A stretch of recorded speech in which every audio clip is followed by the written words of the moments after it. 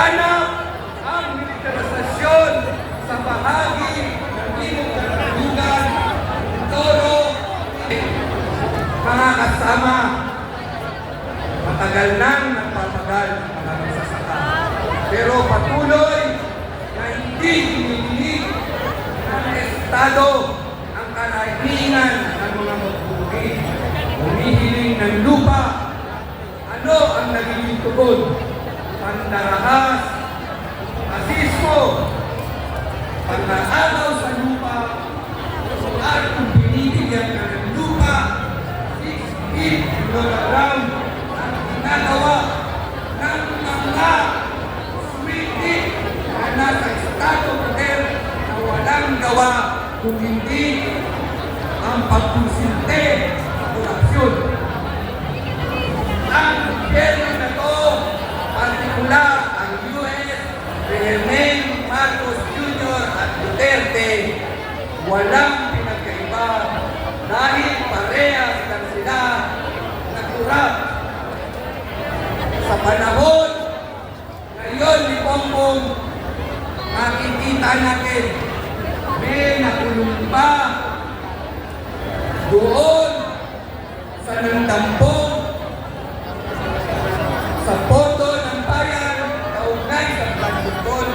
Hanggang ngayon ay wala pa.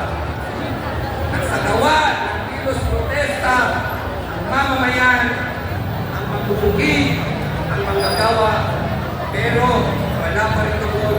Hindi ang naging tugon. Tayo raw at ang kanilang mga ituloy ay marahas. Ito ang pasistong tugon ng Estado sa atin at partikular sa mga pagbubugi na humingi ng negosyante. Hubad na ang kabulukan ng reaksyonaryong sistema. Lahat ng sangkot ay dapat managot. Kaya mga kasama, narito sina Angelo Matonis, tagapangulo ng Kirusang Mayo Uno at kami ni Doringo ng Kalaway. Uri magsasaka! Ako na di pwersa! Ako na di pwersa! Uri magsasaka! Lahat ng sakot! Dapat managot! Mga kasama, mga magulang natin mga magsasaka, mga kapatid natin mga magsasaka, kayo ay pinalalaya sa inyong mga bakulin. Kayo ay pinapatay ng gobyerno ni Bongbong Marcos at ang buong sistema ng burokrata kapitalista.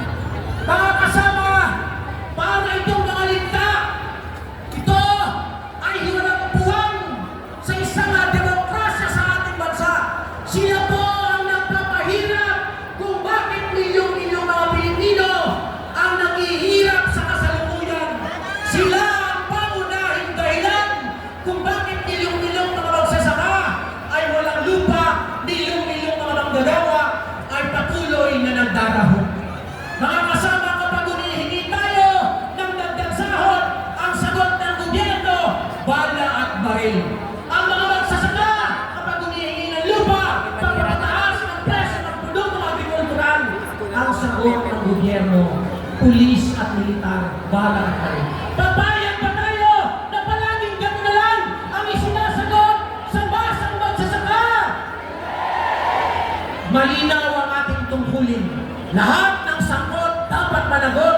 Numero 1 na dapat managot, si Bongbong Marcos, si Duterte at lahat ng kasapakat. Pero Bongbong, huwag kayong mag-alala habang dinadaas ninyo ang mamamayan. Dalawa ang aming paraan ng paglaban. Lalabanan namin kayo sa parlamentong pakikibaka. At nabasa ko po sa pahayagan ng Partido Komunista ng Pilipinas, sabi ng Bagong Hukbong Bayan, huwag kayong mag-alala, lilipunin namin ang mga militar sa Ambang Sulok, Luzon, Visayas at Mindanao. Kaya meron tayong kakante, ang revolusyonaryong hukbo ng mamamayang Pilipino, ang Bagong Hukbong Bayan. Mga kasama,